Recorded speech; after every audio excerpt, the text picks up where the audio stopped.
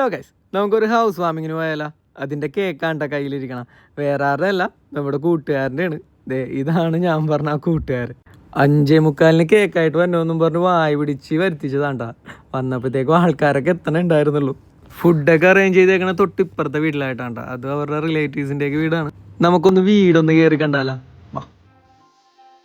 കയറി ചെല്ലുമ്പോൾ തന്നെ ഹോള്, ഡൈനിങ്, കിച്ചൺ അങ്ങനെയായിട്ടാണ്ട. താഴെ ഒരു ഒറ്റ ബെഡ്റൂമാണ് ഉള്ളത്. ഇന്റീരിയർ ഒക്കെ ചെയ്തേക്കണ അത്യാവശ്യം നല്ല അടിപൊളിയായിട്ട് തന്നെ ചെയ്തിട്ടുണ്ട് എല്ലാം.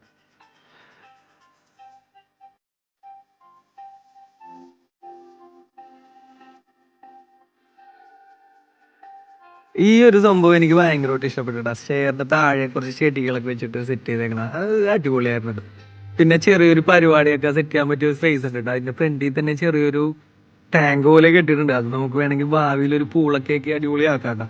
എന്റെ ഫ്രണ്ടിൽ പോണത് ഒരു സിവിൽ എഞ്ചിനീയർ ആണ്ടാ. അതാണ് ഈ എല്ലാ സ്ഥലവും ചിറ്റിന്നുകൊണ്ട് നടക്കുന്നത്. മുകളിൽ 3 ബെഡ്റൂമാണ് ഉള്ളത്. അതിലെല്ലാം അറ്റാച്ച്ഡ് ബാത്റൂമും അത്യാവശ്യം വലിയ റൂം തന്നെ ഉണ്ട് അത്. പിന്നെ ഒരു ബെഡ്റൂമിൽ ബാൽക്കണി സെറ്റപ്പ് കൊണ്ടുവിട്ടാ.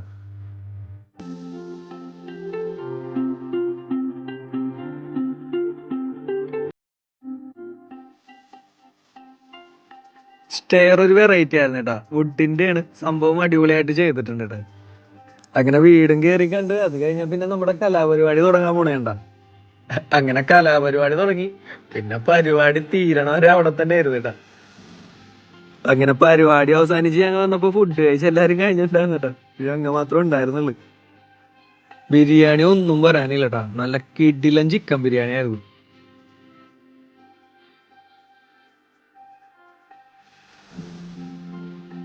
അങ്ങനെ ഫുഡ് അടിയും കഴിഞ്ഞ ഒരു ഫോട്ടോ ഒക്കെ എടുക്കാന്ന് വിചാരിച്ചാൽ അങ്ങനെ ഫോട്ടോ എടുത്ത് നിൽക്കുമ്പോഴാണ് പുള്ളി വന്ന് പറയണത് ഒരു ചെമ്പ് ബിരിയാണി ബാക്കിയുണ്ടാന്ന് പറഞ്ഞു. പിന്നെ ഒന്നും നോക്കിയില്ല, കടയിൽ പോയി കുറച്ച് കിറ്റും വാങ്ങിച്ചിട്ട് വന്ന് പിന്നെ പരിപാടി നടത്തിയിട്ടോ. പിന്നെ അവിടെ ഒരു യുദ്ധമായിരുന്നു. പിന്നെ അങ്ങനെ ബിരിയാണി വാങ്ങിച്ച് പാഴ്സലാക്കി നേരെ വീട്ടിലേക്ക്. അപ്പൊ വീഡിയോ ഇത്രേ ഉള്ളൂ. നമുക്കിനി അടുത്ത വീഡിയോ കാണാം. ബൈ.